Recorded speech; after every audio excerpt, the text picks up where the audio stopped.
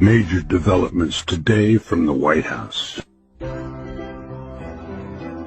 Former President Donald Trump is expected to make a decision within the next 2 weeks on whether the U.S. will formally step into the escalating conflict between Israel and Iran.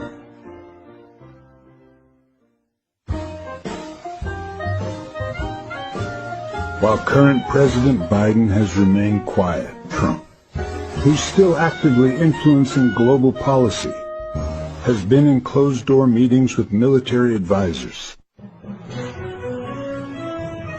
The White House confirmed today that discussions are focused on how best to support Israel while avoiding a full-scale global conflict. Meanwhile, the war on the ground continues to intensify.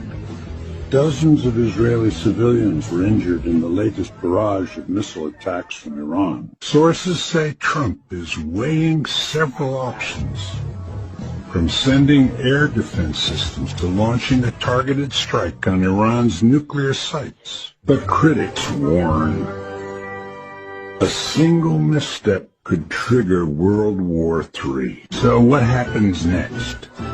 We may know within 14 days. Stay tuned and subscribe for live updates as this story develops. Hit the bell icon to stay informed.